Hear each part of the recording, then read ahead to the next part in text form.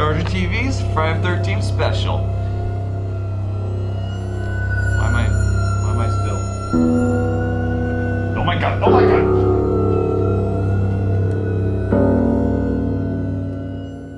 Why Friday the 13th is so unlucky?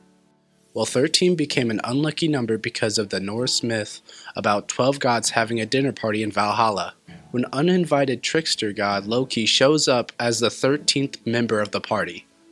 Loki arranged for Hor, the god of war and darkness, to shoot the god of light Balder with a mistletoe-tipped arrow, causing the whole world to go dark, leaving the number 13 to be such an unlucky number and day, and that's the reason 13's so unlucky.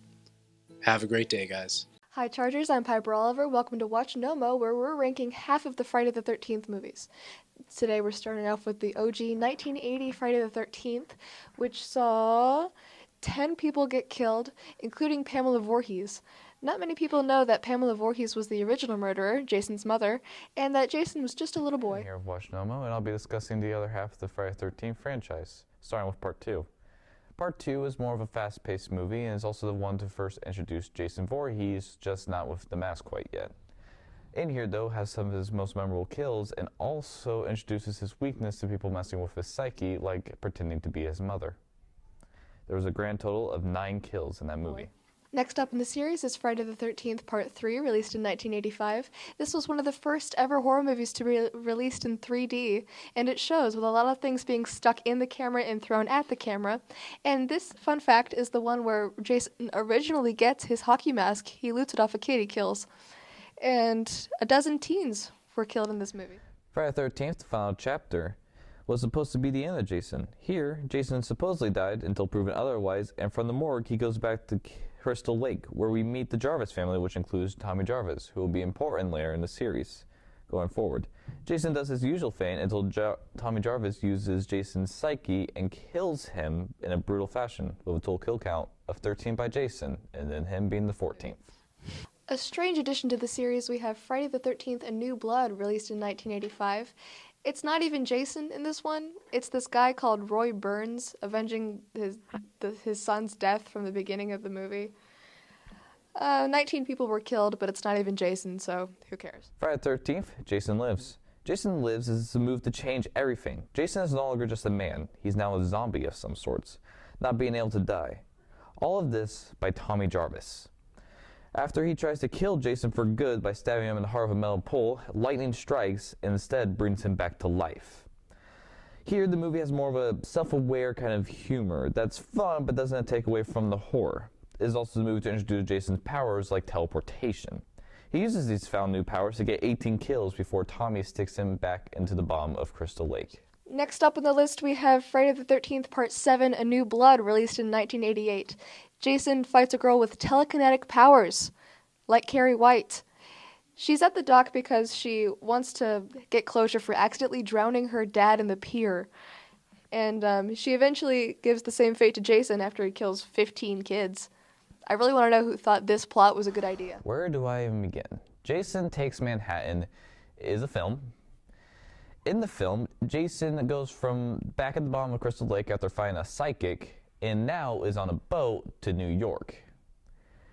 I don't know how Crystal Lake is connected to large bodies of water, but you know, they made it work. They didn't make it work. He kills a bunch of people on the boat, does some more teleportations until ending up in New York, where you have all your favorites like junkies, acid barrels. For some reason, he kills someone by throwing them into an acid barrel.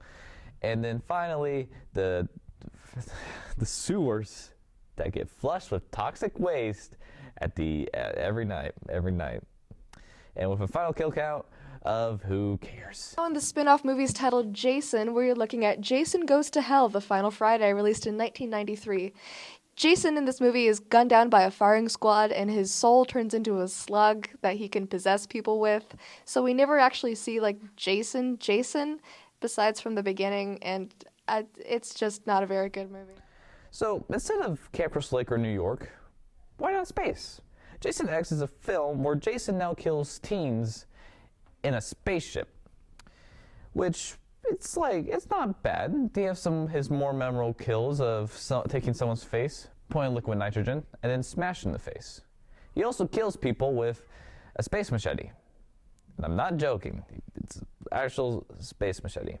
It's not a terrible film, but it's not very good. Some people could have a fun time watching it and kind of see the fun they're having in it. Yeah.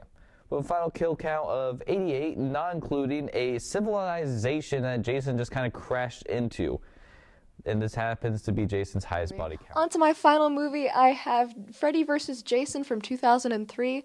This was a sequel a decade in the making, and it's not even a very good movie.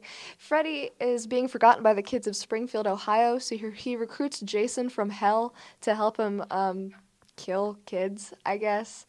And it ends up with 25 kills, but it was just pretty big cash grab in my opinion, so... The 2009 Friday the 13th remake. Following the footsteps of other franchises at the time, like Texas Chainsaw Massacre, a popular one, this one takes a much more scary tone to some of the previous films, like X and Jason vs. Freddy. Here, it's definitely more scary, but changes up things. Now where he got his new mask and a bunch of new teens that no one really remembers the name of. The characters weren't really memorable in the previous ones, and it doesn't get much better here. With a final kill count of 15. Hope you enjoyed our franchise ratings of Friday the 13th. Thanks for watching us. I watched Nelmo. I'm Piper. I'm Landon. Have a scary day.